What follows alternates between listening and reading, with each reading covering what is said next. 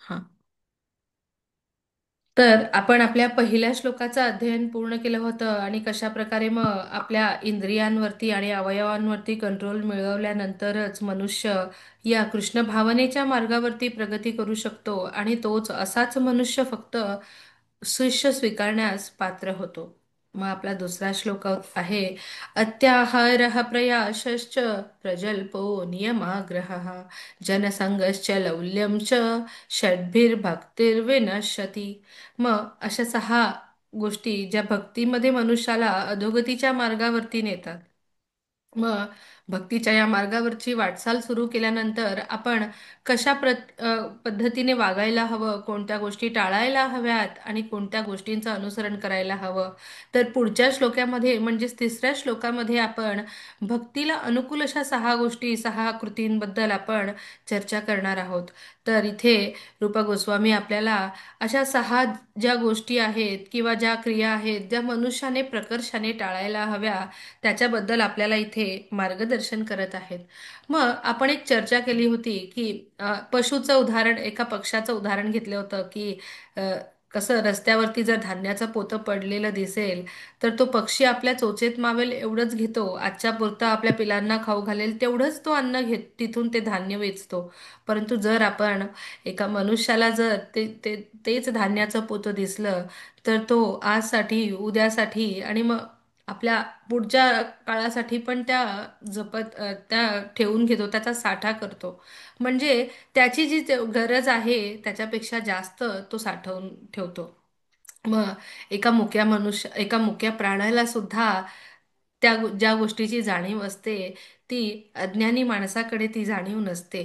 कारण तो अज्ञानी असतो आणि फक्त कशा प्रकारे तो स्वत्व आणि स्वामित्व, स्वतःचा अधिकार आणि स्वतःचं वर्चस्व जास्त वाढवण्यासाठी तो कशा प्रकारे त्या मायेमध्ये गुंतला जातो याची चर्चा आपण केली होती.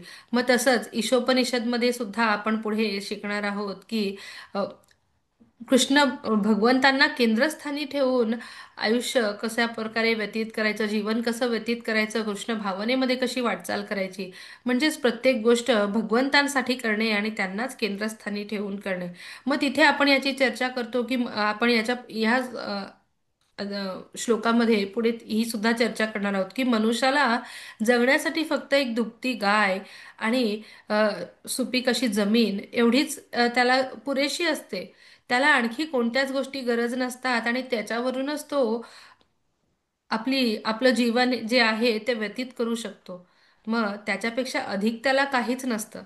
परंतु आपण जर अज्ञानी व्यक्ती जो कृष्ण भावनेमध्ये स्थित नाही, ज्याला भक्तीचं महत्त्व, भगवंतांना केंद्रस्थानी ठेवून कृष्ण भावनेमध्ये जीवन व्यतीत करायचं महत्त्व माहीत नाही, जर आपण त्याची जीवनचर्या किंवा त्याचे दिनचर्या किंवा त्याचं जे लाईफस्टाईल आहे याच्याबद्दल जर आपण चर्चा केली तर आपण आजूबाजूला अनेक उदाहरणं पाहतो की जिथे मनुष्य राहण्यासाठी त्याला जागा असते, परंतु इनफ त्याला त्याच्या परिवाराला पुरेल एवढं इनफ असं त्याच्याकडे असतं, पण त्याला आणखी जास्त मिळवण्याच्या आशेने तो मग छोट्या घरामधून मोठ्या घरामध्ये, आणखी मोठ्या घरामध्ये, आणखी मोठ्या घरामध्ये आणखी जास्त मोठं मिळवण्याच्या तो मार्गावरती असतो. त्याची गरज ही त्याला जे हवं आहे त्याच्याने भागत असते, त्याच्याकडे इनफ त्याला गरजेपुरतं वाहन त्याच्याकडे असतं. परंतु तरी सुद्धा दुसऱ्याबद्दलची ईर्ष्या किंवा स्वतः आपण किती श्रीमंत आहे किंवा माझ्याकडे किती मी प्रगती करत आहे आयुष्याची हे दाखवण्यासाठी तो आणखी ब्रँडेड कार आणखी किंवा त्याच्यापेक्षा जास्त महागाची वस्तू अशा घेण्यामध्ये त्याचा कल असतो.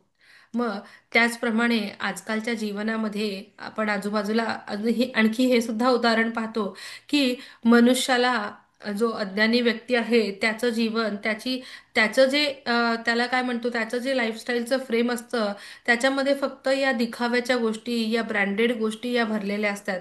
आणि जो मनुष्य साधा राहतो, भक्त असतो, भक्तीमध्ये तो आपल्याला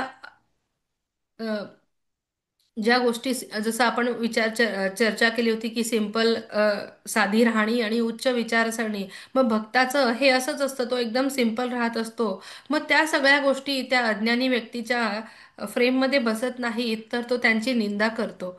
आणि परंतु मग हे सगळं मिळवण्यासाठी जसं भगवद्गीतेमध्ये आपण त्रिगुणांचा बद्दल भगवंतांनी मार्गदर्शन केलं होतं तेव्हा पाहिलं. आणखी जास्त मिळवण्याच्या आशेने तो इतका जास्त त्याच्यामध्ये गुंतलेला जातो की तो त्याचं कधी पतन होतं, मग सत्वगुणामधून रजोगुणामध्ये, रजोमधून तमगुणामध्ये कधी कधी त्या मनुष्याचं पतन होतं हे त्याला सुद्धा कळत नाही. मग या गोष्टी जेव्हा तो करतो, तो तेव्हा आपल्या भक्तीमध्ये निश्चितच अधोगती होते त्याची भक्तीमध्ये, आणि तो आपल्या भक्तीमध्ये प्रगती करू शकत नाही. कारण त्याचा सेंटर ऑफ फोकस आपल्या लाईफमध्ये फक्त आणि फक्त दिखावा आणि पैसे, मीपणा आणि स्वामित्वाचा अधिकार यांच्या हे या सर्व गोष्टी त्याच्या आयुष्याच्या केंद्रस्थानी असतात. मग आता ऐहिक गोष्टी प्राप्त करणे अत्यंत ज्या ऐहिक गोष्टी प्राप्त करणे अत्यंत कठीण आहे, त्या प्राप्त करण्यासाठी क्षमतेपेक्षा खडतर प्रयत्न करणे. मग त्याच्यानंतर आपण चर्चा केली होती की आपल्याला हवं तेवढं अन्न जसं खायला पाहिजे, तसं प्रयत्न सुद्धा आपल्याला हवे तेवढेच. जिमला जाणं हे अत्यंत चांगली गोष्ट आहे. आपलं आयुष्य, आपलं शारीरिक स्वास्थ्य चांगलं ठेवणं ही अत्यंत चांगली गोष्ट आहे. परंतु जेव्हा मनुष्य ती गोष्ट गरजेपेक्षा अधिक करतो, त्या गोष्टीला आपल्या आयुष्यामध्ये गरजेपेक्षा जास्त महत्त्व देतो, तेव्हा तो आपण पाहू शकतो, जो जास्त जिम करतो, जो आपला जास्त वेळ आपल्या शरीरावरती घालवतो आणि इतर गोष्टींना कमी महत्त्व देतो, मग तो त्या जिममध्येच तेवढं थकल्यानंतर आपल्या आयुष्यामधल्या बाकीच्या गोष्टी तो स्वतः करू शकत नाही. मग मग त्याच्या आयुष्यामध्ये आपल्या घरी लक्ष देणं किंवा आपल्या भक्तीमध्ये लक्ष देणं, चॅन्टिंगसाठी एवढी एनर्जी त्याच्याकडे राहतच नाही, कारण त्याने आपली सगळी एनर्जी त्या जिममध्येच घालवलेली असते. पैसा कमवणारा व्यक्ती हा इतका पैसा कमवण्याच्या मागे लागलेला असतो की त्याच्याकडे त्याच्या स्वतःला खाण्यासाठी झोपण्यासाठी सुद्धा वेळ त्याचे पुरत नाही त्याला, कारण तो तितका जास्त त्या पैशाच्या मागे लागलेला असतो. मग मंगलारती अटेंड करणं किंवा हातामध्ये चॅन्टिंग बीट्स घेऊन चॅन्ट करणं हे कधी त्याला जमणार? मग जेव्हा मनुष्य त्या जर समजा त्यांनी कृष्ण भावनेमध्ये कार्य करून भक्ती करून आपल्याला हवं तितकं मिळवलं, तेवढंच कार्य केलं हवं तितकं तेवढंच, आणि मग त्या धनाचा उपयोग भगवंतांच्या संतुष्टीसाठी केला, तर त्याला कृष्ण भावनाभवित जीवन असं म्हणतात. परंतु जेव्हा तो फक्त स्वतःच्या संतुष्टीसाठी ह्या सगळ्या गोष्टी करतो, मग ती सगळी इंद्रिय तृप्तीच आहे. आणि तो इंद्रियांचे आणि अवयवांचे स्वामी ऋषिकेश यांना संतुष्ट करत नाही, तर स्वतःच्याच इंद्रियांना तो संतुष्ट करतो. आणि मग आपण इथेपर्यंत वाचन केलं होतं. आणि मग आपण आधी भौतिक, आधी दैविक आणि आध्यात्मिक क्लेश यांच्याबद्दल सुद्धा चर्चा केली होती.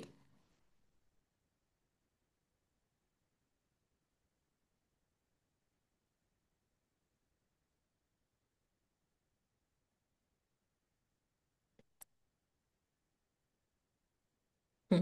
तर मला वाटतं इथेपर्यंत झालं होतं अत्याहारपर्यंत. मग अति आहार सेवन करणं कशा प्रकारे हे चुकीचं आहे, आणि मग त्याच्या सुद्धा अनेक उदाहरणांची चर्चा आपण केली होती. तर आता उर्वरित अध्ययनाला आपण सुरुवात करूया. हरे कृष्ण. श्रील प्रभुपाद की जय. आवश्यकतेपेक्षा अधिकचा संग्रह करणे किंवा अधिक खाणे हे प्रयासाला सुद्धा कारणीभूत होते. परमेश्वराच्या योजनेमुळे जर मनुष्याकडे थोडी जमीन आणि दुभती गाय असेल, तर तो जगाच्या पाठीवर कोठेही शांततेने राहू शकतो. मनुष्याला उदरनिर्वाह करता स्थलांतर करण्याची मुळीच आवश्यकता नाही, कारण राहत्या ठिकाणीच तो धनधान्य पिकवू शकतो आणि गायीपासून दूध मिळवू शकतो. यामुळे त्याच्या सर्व आर्थिक समस्या सुटतील. सुदैवाने कृष्ण भावनेचे अनुशीलन करण्याकरिता अथवा परमेश्वराला जाणण्याकरिता, परमेश्वराशी असणारा मनुष्याचा संबंध जाणण्याकरिता आणि जीवनाचे अंतिम लक्ष्य भगवत प्रेम प्राप्त करण्याकरिता मनुष्याला श्रेष्ठ अशी बुद्धी प्राप्त झालेली आहे. दुर्दैवाने तथाकथित सुसंस्कृत मनुष्य भगवत साक्षात्काराची पर्वा न करता आपल्या बुद्धीचा उपयोग आवश्यकतेपेक्षा अधिक वस्तूंचा संग्रह करणे आणि जिव्हा तृप्त्यर्थ खाणे यासाठीच करतो. परमेश्वराच्या योजनेमुळे सर्व जगभर मनुष्याला दुधाचे आणि धान्याचे उत्पादन करायला पुरेसा वाव आहे. परंतु भगवत साक्षात्काराचे अनुशीलन करण्यासाठी आपल्या श्रेष्ठतर अशा बुद्धीचा उपयोग न करता तथाकथित बुद्धिमान मनुष्य अनावश्यक आणि नको असलेल्या वस्तूंचे उत्पादन करण्याकरिता आपल्या बुद्धीचा उपयोग करीत आहे. अशा रीतीने कत्तलखाने, कारखाने, वेश्यालये आणि मद्याची दुकाने उघडली जातात. अत्याधिक वस्तूंचा संग्रह करू नये, अत्याधिक खाऊ नये, वाजवीपेक्षा अधिक श्रम करू नये, कृत्रिम सुखसाधने जवळ ठेवू नयेत, असा जर लोकांना उपदेश केला तर त्यांना वाईट वाटते. त्यांना पुरातन जीवन पद्धतीकडे परत जाण्याचा उपदेश केला जात आहे. सामान्यपणे लोकांना साधी राहणी आणि उच्च विचारसरणी आवडत नाही आणि हेच त्यांचे दुर्भाग्य आहे. मग जसं इथं आपण चर्चा केली होती की मनुष्याला जेव्हा एक गाय आणि दुभती गाय आणि जमीन मिळाली की तो आपलं आयुष्य व्यतीत करू शकतो. परंतु त्याच्या लाईफमधला फोकस आणि तो कशा प्रकारे त्याची विचारसरणी ही बदलत चालली आहे अज्ञानी मनुष्याची, हे आपण पाहतो. भगवंतांना केंद्रस्थानी ठेवून आयुष्य व्यतीत करत नाही तर आपल्या गरजांना, आपल्या अतिरिक्त गरजांना, वाजवीपेक्षा अधिक जास्त मिळवण्याच्या इच्छांना तो केंद्रस्थानी ठेवून त्यांना आपलं ध्येय बनवत आहे. आणि त्याच्यामुळे त्याला भगवत साक्षात्काराची काय, तर तो भक्तीच्या मार्गावर सुद्धा प्रगती करू शकत नाही. मग तसं पाहिलं तर म्हटलं आता मनुष्याची बुद्धी ही अतिशय तल्लख बनत चाललेली आहे. परंतु त्या तल्लख बुद्धीचा तो वापर योग्य ठिकाणी करत नाही. इतकी कलयुगामध्ये मनुष्याच्या बुद्धीचं पतन झालेलं आहे. आधीसारखं आपण त्याला सगळे श्लोक, आधी फक्त श्लोक लिखित स्वरूपात नव्हते. फक्त गुरूंच्या मार्गदर्शनाखाली जेव्हा गुरूंच्या आश्रमामध्ये तो शिकायला जायचा तेव्हा त्या श्रवणाद्वारे तो सगळं त्याच्या लक्षात ठेवायचा. परंतु कलियुगामधल्या मनुष्याची बुद्धी क्षीण झाली आहे आणि त्याच्यामुळे शिला व्यासदेवांनी त्याच्यासाठी या सर्व ग्रंथांची निर्मिती लिखित स्वरूपात केली. पण या क्षीण बुद्धीमध्ये सुद्धा आपण अनेक विद्वान किंवा सायंटिस्ट यांना पाहतो, अ, ज्यांनी प्रत्येक कार्यामध्ये प्रगती केलेली आहे. मग त्यांना ही बुद्धिवंताची बुद्धी सुद्धा मीच आहे असं भगवंतांनी भगवद्गीतेत सांगितलेलं आहे. मग अशा बुद्धिवंतांची बुद्धी ही भगवंतांपासूनच आलेली आहे ही गोष्ट ते मान्य करत नाहीत आणि आपल्या बुद्धीचा उपयोग नको त्या ठिकाणी करतात. मग आपण जसं आधी चर्चा केली होती की एक हुशार विद्यार्थी असतो, त्यांनी कम्प्युटरचं सगळं ज्ञान घेतलेलं असतं, परंतु तो हॅकिंग शिकतो आणि त्याद्वारे तो अनेक वाईट गोष्टी करण्याच्या मागे लागतो. मग ह्या वेबसाईट हॅक करणं किंवा हॅक करून कोणाच्या अकाउंटमधले पैसे काढणं, अशा गोष्टी तो आपल्या बुद्धीद्वारे शिकतो. कारण त्या बुद्धीचा तो योग्य उपयोग करत नाही तर असा अयोग्य उपयोग करतो. मग त्याच्यानंतर अनेक टेक्नॉलॉजीज ॲप्स सुद्धा सध्या लोक, लहान मुलं सुद्धा डेव्हलप करतात. पण ह्याच ॲप्स जेव्हा भगवंतांच्या सेवेसाठी उपयोग केला जातो तो आपल्या भक्तीमध्ये प्रगती करतो. परंतु मनुष्य जेव्हा त्यांचा उपयोग आपल्या भक्तीमध्ये करत नाही आणि अनावश्यक गोष्टी करण्यासाठी करतो तेव्हा मग तो नक्कीच आपल्या भक्तीमध्ये, भक्तीच्या मार्गामध्ये तो त्याचा अडथळा बनतो आणि तो कधीच प्रगती करू शकत नाही. मग औद्योगिकरण होत आहे, परंतु औद्योगिकरण हे जर चांगल्या गोष्टीसाठी असेल, भगवंतांना संतुष्ट करण्यासाठी असेल तर त्याचा उपयोग योग्य रीतीने होतो. परंतु तो उपलब्ध असलेल्या जागेचा, उपलब्ध असलेल्या पैशांचा कत्तलखाने ओपन करण्यासाठी, मद्याची दुकानं उघडण्यासाठी किंवा वेश्यालय उघडण्यासाठी तो आपल्या या सर्व पैशांचा, त्याच्याजवळ असलेल्या धनसंपत्तीचा, त्याच्याजवळ असलेल्या जाग्याचा किंवा ते दुकान चालवण्यासाठी सुद्धा जी बुद्धी लागते त्या बुद्धीचा उपयोग अशा वाईट गोष्टींमध्ये तो मनुष्य जेव्हा लाभत आहे तेव्हा तो नक्की कधीच या आपल्या जीवनामध्ये, आपल्या भक्तीमध्ये प्रगती करू शकत नाही. आणि जर अशा लोकांना आपण उपदेश करण्याचा जरी प्रयत्न केला तरी सुद्धा ते अज्ञानाच्या मार्गावरती मायेच्या भवबंधनामध्ये अडकलेले असल्यामुळे त्यांना या गोष्टी समजू शकत नाहीत. मग अशी जी कृत्रिम साधनं आहेत, ती सुखसाधनं ही आपण जवळ ठेवू नयेत. आणि म्हणून जेव्हा अतिशय उत्तम जप करण्याची पद्धत ही कोणती मानली जाते की जेव्हा आपण जप करतो आपल्या आजूबाजूला या गोष्टीचं आपण ध्यान ठेवलं पाहिजे की कोणत्याच डिजिटल गॅजेट्स आपल्या जवळ असू नये. कोणतीच वॉच, डिजिटल वॉच जी मोबाईलसोबत कनेक्टेड आहे ती आपल्या जवळ असू नये. आपण आणि फक्त आपले भगवंत अशा पद्धतीने आपण जेव्हा चॅन्टिंगसाठी बसतो, जेव्हा त्यांचं मुखकमल पाहत, त्यांच्या चरणकमळांकडे पाहत आपण चॅन्टिंग करतो आणि बाजूच्या डिजिटल गॅजेट्सना आपण बाजूला ठेवतो, तेव्हा नक्कीच आपण आपल्या भक्तीमध्ये प्रगती करू शकतो. मग जसं आपण या पॉईंटची चर्चा केली होती की वाजवीपेक्षा अधिक श्रम करू नये. मग जसं मी जिमचं उदाहरण दिलं होतं त्याच्यासाठी. मग त्याच्यानंतर वस्तूंचा संग्रह करू नये आपण चिमणीच्या उदाहरणांनी पाहिलं. अत्याधिक खाऊ नये याची सुद्धा आपण भरपूर चर्चा केली याच्याबद्दल. तर या सगळ्या मार्गाने आपण जर वागलो आणि जी आधुनिक जीवन पद्धती होती त्या पद्धतीचा आपण अवलंब केला, तर आपण नक्कीच आपल्या भौतिक आयुष्यामध्ये सुद्धा शारीरिक आपल्या आपलं शरीर सुद्धा सुधारेल आणि मग आपण आपल्या भक्तीमध्ये सुद्धा प्रगती करू. आधीचा माणूस, जसं आपण आधीच्या काळी जेव्हा टीव्ही, मोबाईल्स या सगळ्या गोष्टी नव्हत्या, तेव्हा तो माणूस किती शांत, सुखी आणि समाधानी असायचा. प्रत्येक घरी संध्याकाळी संध्या आरती व्हायची, मुलांना सगळे श्लोक पाठ असायचे आणि मग सगळे मिळून पूर्ण फॅमिली टाईम व्यतीत करायचे. पण आजच्या या प्रगत लाईफस्टाईलमध्ये मनुष्य या सगळ्या गोष्टी विसरत चाललेला आहे आणि त्याच्यामुळेच तो त्याची स्वतःची अधोगती करून घेत आहे हे त्याच्या लक्षात येत नाहीये. तर पुढे वाचूया. मनुष्य जीवन भगवत साक्षात्कार करून घेण्यासाठी आहे आणि हरे याच कृष्ण उद्देश. माताजी. हरे कृष्ण प्रभूजी. मी वाचतो जरा. हं. चालेल प्रभूजी, हो. ठीक आहे. मनुष्य जीवन भगवत साक्षात्कार करून घेण्यासाठी आहे आणि याच उद्देशाने मनुष्याला श्रेष्ठतर अशी बुद्धी प्रदान करण्यात आली आहे. ज्या लोकांना विश्वास आहे की ही उच्चतर जीवनावस्थेची प्राप्ती करण्यासाठी आहे, त्यांनी वेदातील उपदेशांचे पालन केले पाहिजे. श्रेष्ठ अधिकारी व्यक्तींकडून असे उपदेश ग्रहण करून मनुष्य परिपूर्ण ज्ञानामध्ये स्थित होऊ शकतो आणि जीवन सार्थक करू शकतो. श्रीमद भागवतात 1.2.9 मध्ये श्री सूत गोस्वामी वास्तविक वास्तविक मानवी धर्माचे निरूपण पुढील प्रमाणे करतात. धर्मस्य या परवर्गस्य नार्थो अर्थो योपकल्पते नार्थस्य धर्मे कान्त्यस्य कामो लाभाय हि स्मृता.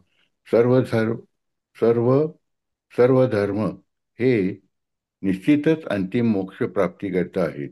मनुष्याने सॉरी सर्व स्वधर्म हे निश्चितच अंतिम मोक्ष प्राप्ती करिता आहेत. मनुष्याने स्वधर्माचे आचरण हे भौतिक लाभासाठी मुळीच करू नये.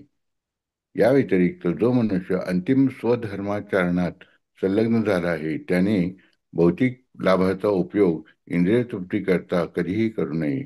मानवी संस्कृतीचा पाया म्हणजे शास्त्रानुसार स्वधर्माचरण करणे हा होय. श्रेष्ठतर अशा मानवी बुद्धीला मूलभूत धर्म काय आहे हे जाणण्यासाठी प्रशिक्षण दिले पाहिजे. मानवी समाजामध्ये हिंदू, ख्रिश्चन, हिब्रू, मुस्लिम, बौद्ध इत्यादी विशिष्ट नावांनी ओळखल्या जाणाऱ्या विविध प्रकारच्या धार्मिक संकल्पना रूढ आहेत. कारण धर्माविना समाज जीवन हा पशुवतच आहे. वर सांगितल्याप्रमाणे धर्मस्य या यापवर्गस्य नार्थोर अर्थोपकल्पते. धर्म हा मोक्ष प्राप्तीकरता आहे, उदरनिर्वाह करता नाही. काही वेळा भौतिक प्रगतीचे लक्ष ठेवून मानव समाज तथाकथित धर्माची स्थापना करतो, परंतु वास्तविक धर्माचा तो उद्देश नव्हे. धर्म म्हणजे भगवंतांचे नियम होत. कारण या नियमांचे योग्य रीतीने पालन केल्यास मनुष्याची भौतिक जंजाळातून मुक्तता होऊ शकते. धर्माचा हाच वास्तविक उद्देश आहे.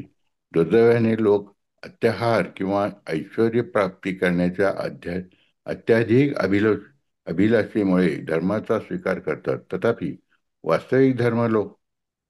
वास्तविक धर्म लोकांना उपदेश देतो की लोकांनी कृष्ण भावनेचे अनुशीलन करीत असताना जीवनावश्यक गोष्टी प्राप्त करण्याचं समाधान मानावे. आपल्याला आर्थिक विकासाची जरी आवश्यकता असली तरी वास्तविक धर्म भौतिक जीवनाच्या केवळ अनिवार्य गरजा पुरवण्याची मोकळीक देतो. जीवस्य तत्व जिज्ञासा, परमसत्याविषयी जिज्ञासा करणे हाच जीवनाचा वास्तविक उद्देश आहे. आपला प्रयास जर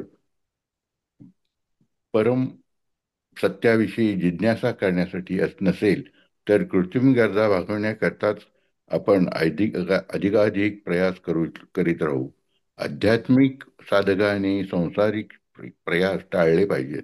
आणखीन एक हरे कृष्ण अडथळा म्हणजे प्रभूजी, आपण थांबू, हरे याच्यावर कृष्ण. चर्चा करू आणि मग प्रजल्पाविषयी चर्चा करूया. चालेल. हो, चालेल. हरे कृष्ण. मग जसं या मधल्या भरपूर गोष्टी आपण आताच चर्चा केलेल्या आहेत. मग अनेक उदाहरणं सुद्धा आपण घेतली. मग प्रयास म्हणजे प्रयत्न करणे. मग मनुष्य कोणत्या गोष्टींसाठी प्रयत्न करतो याच्यावरती त्याचा मार्ग कुठे जाणार हे तो ठरवतो. मग तो आध्यात्मिक गोष्टी, आध्यात्मिक साधनेसाठी प्रयत्न करत असेल, तर तो नक्कीच आपल्या भगवत भक्तीच्या मार्गावरती यशस्वी होतो आणि या कृष्ण भावनेच्या मार्गावरती उन्नत होतो. परंतु जेव्हा व्यक्ती फक्त आणि फक्त भौतिक वस्तूंच्या मागे लागतो, आणखी जास्त मोठं घर मिळवण्याच्या मागे, आणखी जास्त संपत्ती मिळवण्याच्या मागे, आणखी अ, महागाची कार घेण्याच्या मागे त्याचे सगळे प्रयास जेव्हा असतात, तेव्हा मात्र तो कधीच आपल्या जीवनामध्ये म्हणजेच आध्यात्मिक जीवनामध्ये प्रगती करू शकत नाही. आणि मग भलेही त्यांनी अतिशय प्रगती केलेली असेल आपल्या भौतिक जीवनामध्ये, परंतु पुन्हा पुन्हा त्याला याच जन्ममृत्यूच्या बंधनातून, याच भौतिक भवबंधनामध्ये तो अडकत राहतो. आणि समजा कधीच त्याने याच्यातून बाहेर पडण्याचा प्रयत्न केला नाही, तर तो कशा प्रकारे त्याचं पतन होतं याची सुद्धा आपण चर्चा केलेली आहे. मग धर्माचा हाच वास्तविक उद्देश असतो की या भौतिक भवबंधनातून आपण आपली स्वतःची सुटका करून घेतली पाहिजे. मग त्याच्यासाठी अ, जे नियम आहेत धर्माने आचरण करण्यासाठी, त्या नियमांचं त्यांनी पालन केलं पाहिजे. वेदांमध्ये, उपनिषदांमध्ये किंवा पुराणांमध्ये ज्या जीवन पद्धतीबद्दल, ज्या सामाजिक नियमांचं पालन त्यांनी केलं पाहिजे. मग इथे आपण पाहतो की त्याचे सगळेच प्रयास, त्याला एक गोष्ट मिळाली की तो दुसरी गोष्ट मिळवण्याच्या मागे लागतो. मग भगवंतांविषयी जाणणं तर लांबचीच गोष्ट. जेव्हापासून गुगल किंवा जीपीटी आलेले आहे, तेव्हा आपण पाहतो की विद्यार्थी हा, मी पाहिलेले जेवढे उदाहरणं सांगते, तो स्वतःहून काहीतरी विचार करून उत्तर लिहिण्याच्या मागे सुद्धा नाही, तर तो चॅट जीपीटी मधून आपली उत्तरं घेतो. तिथून आपली बुद्धी सुद्धा वापरत नाही. मग आपले प्रयास सगळे वेगळ्या गोष्टीसाठी, मग तो आपला टाइम मॅनेजमेंट सुद्धा त्याचा जमत नाही. कारण त्याचा जो प्रयास आहे आयुष्यामध्ये, प्रयत्न करण्याचा मार्ग आहे तो वेगळा आहे. तो प्रायोरिटी वेगळ्या गोष्टींना देतो आहे, वेगळ्या गोष्टींचं महत्त्व आहे. मग ज्या गोष्टी राहतायत त्या कुठल्या तरी चुकीच्या मार्गाने जात आहेत. मग त्याची बुद्धी, त्याचे प्रयत्न हे भगवंतांना जाणून घेण्यासाठी, भगवंतांची भगवंतांचं गुणगान करण्यासाठी, परमसत्याला जाणून घेण्याची जिज्ञासा नाही, तर तो सांसारिक जीवनामध्ये आपल्या कृत्रिम गरजा, भौतिक भवबंधनामध्ये अडकून राहत आहे. त्याच्यामुळे कृत्रिम गरजा भागवण्यामध्ये भागवण्याकडे त्याचा जास्त कल आहे. आणि याच गोष्टींमुळे मनुष्याची अधोगती होते आणि तो कधीच भक्तीच्या मार्गामध्ये प्रगती करू शकत नाही. म्हणून आपण प्रयत्न हा कोणत्या गोष्टीसाठी करतोय, प्रयास आपला हे कोणत्या गोष्टीसाठी आहे, परमसत्य जाणून घेण्यासाठी, भगवंतांच्या चरणकमळांविषयी जाणून घेण्यासाठी, की गोष्टी जाणून घेण्यासाठी, यावर आपली आध्यात्मिक प्रगती ही अवलंबून असते. अन्यथा मनुष्य या अज्ञानाच्या अंधकारामध्ये, त्याच्या गर्ततेमध्ये तो तो बुडतो. तर हेच आपण इथपर्यंत पाहिलं. आता आपण पुढचा प्रजल्प म्हणजे निरर्थक बडबड कशी महत्वाची आहे ते पाहूया. कशी अधोगती हरे आणते आपल्या आयुष्यामध्ये, भक्तीमध्ये, त्याच्याबद्दल आपण वाचन करूया. हरे कृष्ण. हरे कृष्ण. आणखीन एक अडथळा म्हणजे प्रजल्प अर्थात अनावश्यक बडबड होय. जेव्हा आपण काही मित्रांना भेटतो तेव्हा डराव डराव करणाऱ्या बेडकाप्रमाणे लागलीच आपण अनावश्यक बडबड सुरू करतो. आपल्याला जर बोलावायचेच असेल तर आपण कृष्ण भावना आंदोलनासंबंधी बोलावे. जे कृष्ण भावना आंदोलनाच्या बाहेर आहे त्यांना भरमसाठ वर्तमानपत्रे व कादंबऱ्या वाचण्यामध्ये, शब्दकोडी सोडवण्यामध्ये आणि इतर अनेक अर्थहीन गोष्टी करण्यामध्ये स्वारस्य असते. अशा रीतीने लोक आपल्या बहुमूल्य वेळ आणि शक्ती केवळ व्यर्थ दवडतात. पाश्चात्य देशामध्ये सक्रिय जीवनातून निवृत्त झालेले वृद्ध लोक पत्ते खेळतात, मासेमारी करतात, टीव्ही पाहतात आणि सामाजिक राजनैतिक आयोजनासंबंधी निरर्थक वाद घालीत बसतात. या सर्व तसेच इतर निरर्थक गोष्टींचा समावेश प्रजन्मा प्रजल्पामध्ये होतो. कृष्ण भावनेमध्ये आस्था असणाऱ्या बुद्धिमान व्यक्तींनी अशा गोष्टींमध्ये कधीही भाग घेऊ नये. जनसंघ जनसंघ म्हणजे कृष्ण भावनेमध्ये आस्था नसणाऱ्या लोकांची संग करणे होय. मनुष्याने अशी संगती कटाक्षाने टाळली पाहिजे. म्हणून श्री नरोत्तम दास ठाकूर यांनी आपल्याला केवळ कृष्ण भावना भावित भक्तांच्याच संगतीत राहण्याचा उपदेश दिला आहे.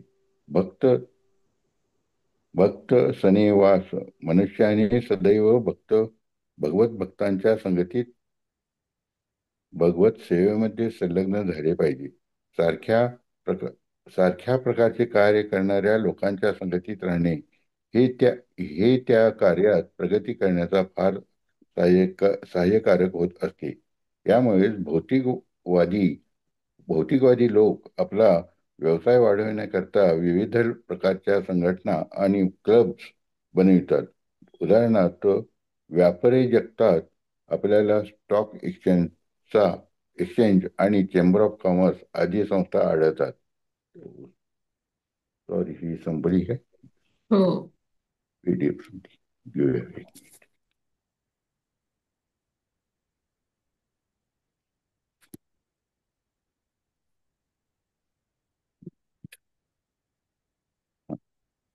ज्यांना श्रीकृष्णाचे आहे आपल्याला मिळाले ना ह्याच्यावर. हो.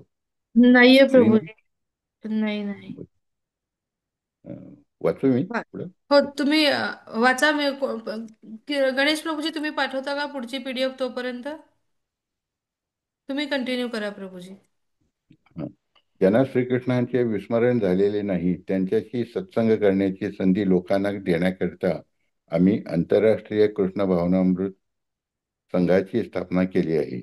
आमच्या इस्कॉन उप आंदोलनाने उपलब्ध करून दिलेल्या या आध्यात्मिक सत्संगाची व्याप्ती दिवसेंदिवस वाढत आहे.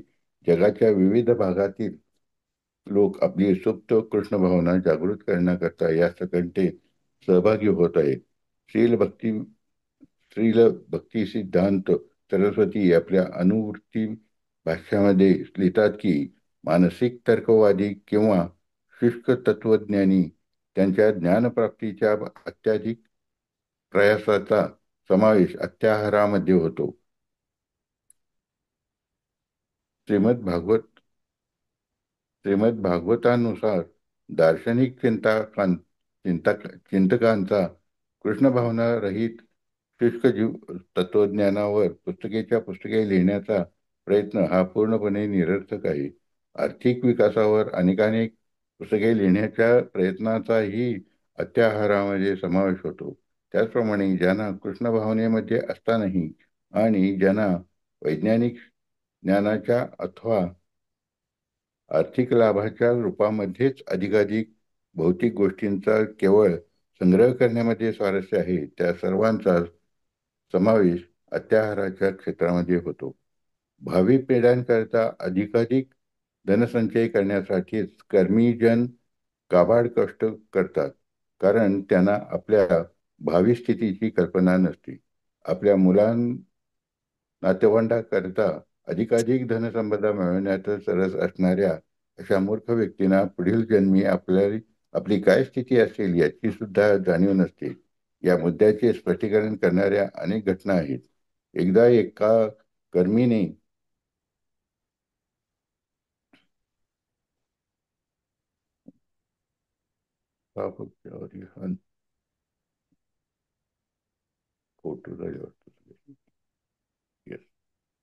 आपल्या पुत्र पौत्रांकरता अमाप संपत्ती साठवली, परंतु नंतर त्याने पूर्वजन्मी आपल्या मुलांकरता जी इमारत बांधली होती, त्या इमारतीच्या जवळच असलेल्या एका चांभाराच्या घरात त्याला आपल्या पूर्वकर्मानुसार जन्म प्राप्त झाला. पुढे असे घडले की जेव्हा हाच चांभार आपल्या पूर्वजन्मातील घरी आला, तेव्हा त्याच्या पूर्वजन्मातील पुत्र पौत्रांनी त्याला जोड्याने मारले. जोपर्यंत कर्मी आणि ज्ञानी ज्ञानी व्यक्ती कृष्ण भावनेमध्ये आस्था दाखवत नाही, तोपर्यंत ते सतत निष्फळ कार्य करण्यातच आपले जीवन व्यर्थ घालवतात. हरे त्वरित कृष्ण लाभासाठी प्रभूजी, आपण इथे कार्य. थांबू आणि मग थोडी Yes. चर्चा करूया. हा. मग आता आपण एक तर निरर्थक बडबड आणि जनसंघ या प्रजल्प आणि जनसंघ या दोन गोष्टींबद्दल आपण वाचन केलं. मग प्रजल्पाविषयी आपण चर्चा केली की जेव्हा बेडूक हा डराडोरा ओरडतो तेव्हा तो आपल्या मृत्यूलाच आमंत्रण देत असतो. म्हणजे तो ओरडून सापाला सांगत असतो की पहा मी कशा प्रकारे इथे आहे, आणि म्हणून मी इथे त्याचं पोझिशन सांगतो तो, त्याच्यामुळे साप त्यांना त्या आवाजाच्या दिशेने जाऊन बरोबर त्याला पकडतो. मग त्याचप्रमाणे आपल्या दैनंदिन जीवनामध्ये निरर्थक बडबड केल्याने मग कशा प्रकारे आपण प्रॉब्लेम्समध्ये फसू शकतो, किंवा कशा प्रकारे ती गोष्ट आपल्या चॅन्टिंगमध्ये आपल्या भक्तीमध्ये अडथळा निर्माण करते, याची आपण विस्तारित चर्चा केलेली आहे. आणि म्हणून जर कृष्ण भावनेमध्ये आसक्ती ठेवणारा मनुष्य, कृष्ण भावनेमध्ये प्रगती करण्यासाठी तत्पर असणारा मनुष्य, त्याने कधीच निरर्थक बडबड करू नये, किंवा कोणत्याही इतर भगवंतांव्यतिरिक्त इतर कोणत्याही गोष्टीमध्ये त्याने रस घेऊ नये. तर अशा प्रकारे आपण प्रजल्प हा म्हणजेच निरर्थक भडबड ही गोष्ट आपल्या भक्तीमध्ये कशी अधोगती निर्माण करू शकते, आणि हे आपण या प्रजल्पामध्ये या भागाच्या वाचनामध्ये पाहिलं. मग त्याच्यानंतर जनसंघ हे कसं महत्वाचं आहे. तर जनसंघामध्ये आपण पाहतो की शिला प्रभुपाद नेहमी सांगतात की मनुष्याचा संघ हा महत्वाचा आहे. मग याला पुष्टी देणारे श्लोक चैतन्य चरितामृतामध्ये पण आहे, आणि पद्मपुराणामध्ये पण सुद्धा याची पुष्टी दिलेली आहे की असंगाचा त्याग मनुष्याने केला पाहिजे, आणि हा एक शुद्ध वैष्णवाचा आचार आहे. मग असत संग त्याग, असत संग म्हणजे जो भक्त नाही, ज्याची संगत चांगली नसते, त्याचा त्याग हा मनुष्याने केलाच पाहिजे. आणि याची पुष्टी आपली वेद पुराण उपनिषद सुद्धा देतात. इवन चैतन्य चरितामृतामध्ये सुद्धा आपण याची पुष्टी पाहतो की असंगाचा असत्संग त्याग, असंगाचा त्याग करणं हा एक वैष्णवाचारच आहे. मग भागवतम मध्ये सुद्धा याची अनेक वेळा आपण पुष्टी पाहतो की मनुष्य जेव्हा अनेक उदाहरणांनी अनेक कथांद्वारे आपण ही गोष्ट पाहिली आहे, मनुष्य जेव्हा त्याची संगत बरोबर नसते तेव्हा तो चुकीच्याच मार्गाने जातो, भक्तीमध्ये प्रगतीच करू शकत नाही. आणि मग आतापर्यंत आपण जे पाहिलं अति आहार किंवा कोणतीही गोष्ट अति केल्यानं ती कशी मनुष्याच्या अधोगतीला कारणीभूत होते, ही गोष्ट आपण भगवद्गीतेच्या 6व्या अध्यायातल्या श्लोकामध्ये सुद्धा पाहतो की जिथे योग किंवा भक्ती ही अति अधिक खाणे किंवा काहीच न खाणे, उपवास करणे किंवा अतिशय झोपणे किंवा जागरण या कोणत्याच गोष्टीमुळे आपण आपल्या भक्तीमध्ये किंवा क्रियेमध्ये आपण प्रगती करू शकत नाही. ती मनुष्याच्या अधोगतीलाच कारणीभूत ठरते. मग याची चर्चा आपण केली होती की कशा प्रकारे कमी खाल्ल्यानं सुद्धा आपल्याकडे एनर्जी राहत नाही आणि आपण प्रगती करू शकत नाही. मग त्याचप्रमाणे सगळ्याच गोष्टी येतात खाण्याच्या बाबतीत, झोपण्याच्या बाबतीत सुद्धा. मग जेव्हा मनुष्य आहार आणि सर्व दिनचर्या ही संतुलित ठेवतो, तेव्हाच तो या भक्तीमध्ये प्रगती करू शकतो.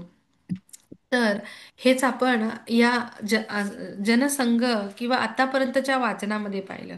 मग जनसंघाचा हा पाठ जो वाचला त्याच्यामध्ये आपण पाहिला की शिला प्रभुपादांनी आपल्याला मार्गदर्शन केलेलं आहे की कशा प्रकारे मनुष्य भौतिक प्रगतीसाठी वेगवेगळे स्टॉक एक्सचेंज आणि या सगळ्या गोष्टी किंवा वेगवेगळ्या ग्रुप असतात. इतकंच काय, ज्या कोणाला जर आपण कोणत्या ज्या होममेकर लेडीज असतात, आपण पाहतो इंडियामध्येच का इथे बाहेर सुद्धा त्याची प्रचिती आहे की किटी पार्टीज करतात. जर आपण त्या किटी पार्टीवाल्या लेडीजना जर एखाद्या आपण आपली कीर्तनाचा एक कार्यक्रम आहे, तुम्ही येता का, किंवा आपण त्या पार्टीऐवजी कीर्तनाची पार्टी करू असा जर आपण सल्ला दिला, किंवा असं आपण जेव्हा विचारतो त्यांना उत्तर नाहीच म्हणून येतं, कारण त्यांना त्या गोष्टीमध्ये रसच नसतो. आणि अशा लोकांचा संग आपण कधीच करू नये. आणि याची उदाहरणं सुद्धा आपण पाहिली किंवा आपण चर्चा केलेलं आहे की जेव्हा मनुष्याला अ, आपल्या भक्तीमध्ये प्रगती करायची आहे, त्यांनी भक्तांचा संघ करायला हवा. आणि त्यांनी जर भक्तांचा संघ केला तरच तो प्रगती करू शकतो. मग त्याच्यासाठी आपण फ्रायडे नाईटचं उदाहरण सुद्धा पाहिलं होतं की फ्रायडे नाईटला जर एखादा भक्त, वीकेंड असेल, एखाद्या भक्ताची जेव्हा आपण संघ करतो तेव्हा तो भक्त म्हणतो की आपण संडे फीस्टला जायचं का, किंवा विकेंडचं जे स्पेशल कीर्तन आहे त्याच्यात जायचं का. पण तीच जर आपली संगत ही भक्तासोबत असेल तर आपण कशा प्रकारे तो आपल्याला वाईट गोष्टींचा सल्ला देतो, हे आपण याची चर्चा आपण अनेक वेळा केलेली आहे. म्हणून मनुष्याने किंवा भक्ताने भौतिकवादी लोकांचा संग हा टाळला पाहिजे. आणि जे भक्त आहेत त्यांच्यासोबतच त्यांनी संघ ठेवला पाहिजे. मग आपण पाहतो श्रील प्रभुपादांच्या संगतीत राहून हिप्पी सुद्धा भक्त बनले होते. मग हा भक्ताच्या संगतीत राहण्याचा इफेक्ट आहे. किंवा नारद मुनींच्या उदाहरणावरून सुद्धा आपण पाहतो की त्यांची पूर्वजन्मामध्ये त्यांची माता ही त्या आश्रमामध्ये भगवंतांच्या भक्तांची सेवा करायची, एक छोटे त्या त्या काम करत होत्या तिथे. आणि त्यांची सेवा केल्यामुळे, त्यांच्या संघामुळे कशा प्रकारे नारद मुनींसारखे भक्त हे त्यांना भक्तीमध्ये प्रेरणा मिळाली, किंवा त्यांच्या भक्तीचा मार्ग कशा प्रकारे उन्नत झाला फक्त त्या आश्रमात राहून त्या भक्तांच्या सहवासामुळे, हे आपण याची विस्तारित चर्चा आपण भागवतमध्ये सुद्धा केलेली आहे. मग त्याच्यानंतर आपण पाहतो की पुढे अ, मनुष्य जेव्हा या सर्व भौतिक कारणांमुळे जेव्हा अधिकाधिक धनसंचय करतो, किंवा इथे शिला प्रभुपादांनी आपल्याला हे उदाहरण सुद्धा दिलेले आहे की मानसिक आणि तर्कवादी किंवा सूक्ष्म सूक्ष्म तत्वज्ञानी यांच्या ज्ञानप्राप्तीच्या अत्याधिक प्रयासाचा समावेश अत्याहारामध्ये होतो.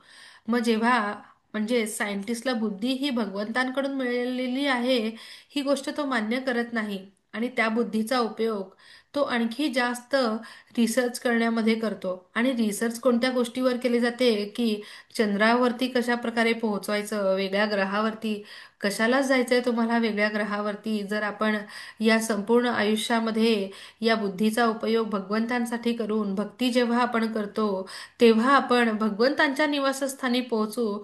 कृत्रिमरित्या इतके शरीराला कष्ट देऊन, इतक्या पैशाचा अपव्यय करून एखाद्या ग्रहावरती जाणं काय, ही गोष्ट कितपत महत्वाची आहे.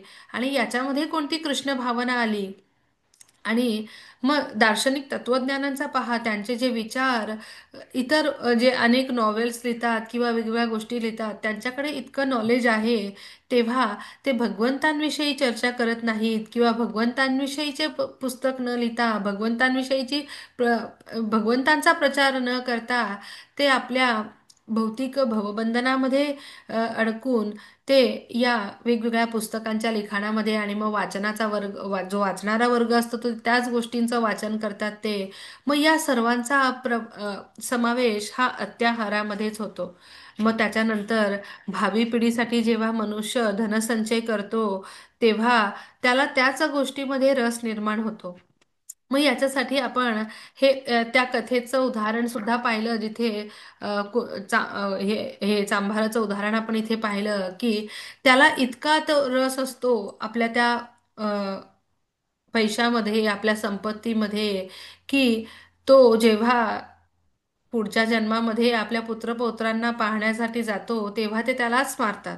मग आणखी एक कथा सुद्धा मला वाटतं आपण मागच्या वर्षी जेव्हा भगवद्गीतेचं वाचन करत होतो तेव्हा एक कथा आपण चर्चा केली होती की असाच व्यक्ती असतो, त्याला आपल्या स्वतःच्या पैशामध्ये इतका इंटरेस्ट असतो किंवा एक सॉरी तसं नाही, तिथून नाही. तो जेव्हा लहान असतो तेव्हा भगवंत त्याला आठवण करून देतात, परमेश्वर हृदयामध्ये असणाऱ्या परमेश्वराच्या रूपामध्ये असलेले भगवंत, की आता तू लहान आहे, आता तू या भौतिक जगतामध्ये जन्म घेतलेला आहेस, त्या आत्म्याला आठवण करून देतात की तू आता भक्ती कर. मग तो काय म्हणतो, जरा थांब, मला मोठं होऊ दे, माझं बालपण तर एन्जॉय करू दे. मग तो मोठा होतो. मग तो म्हणतो माझी जी यौवनावस्था आहे ती तर मला एन्जॉय करू दे, माझं शिक्षण होऊ दे, मग भक्तीचं पाहू. मग पुन्हा त्याला आठवण करून दिली जाते भक्तीबद्दल, तेव्हा तो काय म्हणतो, आता मला सेटल व्हायची वेळ झाली आहे, मला सेटल होऊ दे. मग तो सेटल झाल्यानंतर पुन्हा त्याला जेव्हा आठवण करून दिली जाते तेव्हा तो काय म्हणतो, आता माझं गृहस्थाश्रमचं सुरू आहे जीवन, माझा जॉब, मला जास्तीत जास्त संपत्ती मिळवू दे. मग संपत्ती मिळाल्यानंतर त्याला काय वाटतं, सगळं आता त्याच्या मुलांची लग्न होऊ दे त्याला. मग त्याला पुत्र पौत्रांमध्ये इंटरेस्ट असतो, मग त्यांच्यासाठी तो पैसे कमावतो भरपूर. आणि मग तेव्हा सुद्धा तो भक्ती करत नाही. मग शेवटी त्याचा अंत होतो. मग दुसऱ्या जन्मामध्ये मग या आपल्या भक्तीमध्ये रस न ठेवता आपल्या संपत्तीमध्ये त्याचा जास्त इंटरेस्ट असतो. आणि म्हणून या संपत्तीमध्ये अ, या संपत्तीची रखवाली करण्याचीच त्याची इच्छा असते, माझ्या संपत्तीचं काय होणार. आणि म्हणून तो पुढच्या जन्मामध्ये त्याला एका कुत्र्याचा जन्म मिळतो. आणि मग त्याच घराच्या बाहेर राहून तो त्या घराचं संरक्षण करत असतो, आपल्या पुत्रपौत्रांची देखभाल करत असतो. जेव्हा तो जाण्याचा प्रयत्न करतो तेच त्याला मारतात. मग त्याच्यानंतरचा तिसरा जे, तेव्हा सुद्धा तो भक्ती, त्या जन्मामध्ये भक्ती कशी करणार. मग जेव्हा त्याचं पुन्हा पतन होतं आणि मग तो तिसऱ्या जन्मामध्ये त्याला एक सर्पाचा जन्म मिळतो. मग आता त्याला वाटतं की आपले पुत्रपौत्रांना आपण पण भक्ती नाही केली आणि त्यांनी सुद्धा भक्तीच्या मार्गामध्ये काही प्रगती नाही केली, किंवा त्यांनी कोणतेच कष्ट केले नाही या संपत्तीला वाचवणं सुद्धा हे त्यांच्याकडून होत नाहीये. म्हणून त्याचं जे शेत असतं त्या शेतामध्येच राहून तो आपल्या शेताची देखभाल करण्यासाठी त्याचं मन सगळं त्याच संपत्तीमध्ये असतं त्या जन्मात सुद्धा. आणि तो त्या शेतात जातो. आणि मग जेव्हा त्याच्या मुलांना समजतं की तिथे साप आलाय, म्हणून ते पुन्हा काठी घेऊन त्या सापाचा अंत करतात. मग अशा प्रकारे जोपर्यंत तो गुंतलेला होता आपल्या संपत्तीमध्ये, आपल्या मुलांमध्ये, तेव्हा त्यांनी मुलांसाठी संपत्ती बनवली, परंतु त्यांनी कष्ट करायचं ते शिकलेच नाही. तो त्यांच्यामध्ये गुंतलेला असल्यामुळे त्याचं आणखी पतन झालं, पुन्हा पतन झालं, आणि अशा प्रकारे त्याचं पतनच होत गेलं. मग मनुष्याने अशा प्रकारे या अशा गोष्टींपासून, आपल्या वेदांमध्ये, उपनिषदांमध्ये, पुराणांमध्ये असलेल्या या कथांपासून त्यांनी अ, शिकवण घेतली पाहिजे आणि भक्तीच्या मार्गावरती वाटचाल केली पाहिजे. तर मग हा जो अति आहार आणि या सगळ्या गोष्टी आहेत, किंवा मग शेवटी आपण धनसंचय पण पाहिला, आणि मग त्याच्यानंतर जनसंघ, जनसंघश्च लौल्यमच, जनसंघ पण पाहिला आपण, की मनुष्याची साथ कशाला महत्वाची असते. मग जसं आणखी एक सोपं उदाहरण त्याच्यासाठी, जनसंघासाठी शिला प्रभुपाद तर नेहमी सांगतातच. आपण पण एका आईचं उदाहरण आपण घेऊ शकतो. आई जी असते ती नेहमी लहान मुलाला, जेव्हा शाळा सुरू होते त्याची, मग तो थोडा मोठा होतो शाळेत सुद्धा, त्या LKG मध्ये सुद्धा आई तेच सांगते की चांगल्या मित्रांसोबत मैत्री कर, ज्यांना वाईट सवयी आहेत त्यांना, किंवा अ, वाईट मुलांसोबत आपल्या मुलाला राहू देत नाही. मग थोडं मोठं झाल्यावर सुद्धा त्याला समजावून सांगते की ज्यांना चांगली सवय आहे, जो मुलगा चांगला अभ्यास करतो, ज्याची वर्तणूक चांगली आहे, अशा मुलांसोबतच मैत्री कर. मग जेव्हा आईला आपल्या मुलाबद्दल असं वाटत असतं की त्याचा संघ हा नेहमी चांगला असावा, आणि आपण पाहतो की ज्या वाईट सवयी असतात त्या मनुष्याला लवकर लागतात. मग मनुष्याने जर त्या वाईट सवयींना आत्मसात मनुष्य लवकर करतो. आणि मग जेव्हा आपल्यासमोर उदाहरण अशा वाईट लोकांचं असतं, जेव्हा आपला संघ, उठणं बसणं, रोजची दिनचर्या ही अशा वाईट लोकांसोबत चाललेली असते, तेव्हा मनुष्याला जास्त वेळ लागत नाही त्या गोष्टी अडॉप्ट करण्यासाठी. आणि म्हणून आईचा नेहमी असा आग्रह असतो की आपल्या मुलांनी नेहमी चांगल्या अ, मुलांसोबतच, चांगल्या मित्रांसोबतच, चांगल्या सर्कलमध्येच त्याचा सहवास असावा, उठणं बसणं असावं, तेव्हाच तो चांगल्या गोष्टी आत्मसात करू शकतो. मग जेव्हा या भौतिक जगतामध्ये आपल्याला अ, जन्म दिलेल्या आईला असं वाटत असतं, म्हणजे आपले जे परमपिता आहेत, सर्व सजीवांचे पिता आहेत, त्या भगवंत श्रीकृष्णांना सुद्धा हीच गोष्ट वाटत असते की आपण त्यांच्या भक्तांसोबतच संग करावा, जेणेकरून आपण या भौतिक मार्गावरती आपली दिशाभूल होणार नाही आणि आपण या भक्तीच्या मार्गावर, कृष्ण भावनेच्या मार्गावरती यशस्वीपणे वाटचाल करून आपण आपल्या पित्याच्या घरी म्हणजेच पूर्ण पुरुषोत्तम भगवंत श्रीकृष्णांच्या घरी गोलोक वृंदावनामध्ये आपण परत आपल्या मुलांनी परत यावं, अशीच या परमपित्याची इच्छा असते. आणि म्हणून शिला प्रभुपाद आणि अनेक गुरु आपले आपल्या वेदांमध्ये सुद्धा आपण याची प्रचिती पाहतो. शिला प्रभुपाद नेहमी प्रकर्षाने ही गोष्ट सांगतात की मनुष्याने आपला संघ हा नेहमी भक्तांसोबतच ठेवला पाहिजे. आणि वैष्णवांचा हा आचार असतो की तो असंघाशी संग करत नाही. म्हणून जेव्हा आपण भक्तीच्या मार्गावरती वाटचाल करत आहोत, भक्तीच्या मार्गावरती आपल्याला प्रगती करायची असेल, तर आपण असंगाचा त्याग केला पाहिजे. आणि मग अशा असंगासोबत आपण कशा प्रकारे वागायचं याची थोडीफार चर्चा आपण भगवद्गीतेमध्ये केली होती की त्यांना समजत बसण्यामध्ये आपण आपला वेळ वाया घालवू नये, तर आपल्या कृतींनी आपण त्यांना दाखवून द्यायचं असतं. समजा आपण ज्या दिनचर्या आपण ज्या गोष्टी करतोय, आपण ज्या कशा प्रकारे भगवंतांची भक्ती करतोय आणि ती का महत्वाची आहे, हे आपण त्यांना आपल्या कृतींद्वारे समजावून सांगायचं असतं, दाखवून द्यायचं असतं. तर हेच आपण आतापर्यंतच्या पार्टमध्ये पाहिलं. मग आता नियमाग्रह आपलं राहिलंय, तर आपण ते पुढच्या सोमवारी वाचूया आणि आपलं मग तो संपूया आपला श्लोक 2. तर मी इथेच थांबते आणि तुम्हाला आपण काही प्रश्न असल्यास तुम्ही विचारू शकता आणि आपण मग चर्चा करूया. वाञ्छाकल्पतरुभ्यश्च कृपा सिन्धुभ्य एव च पतितानां पावनेभ्यो वैष्णवेभ्यो नमो नमः. अनंत कोटि वैष्णव वृंद की जय, शिल प्रभुपाद की जय. हरे कृष्णा. हरे कृष्ण माता जी. हरे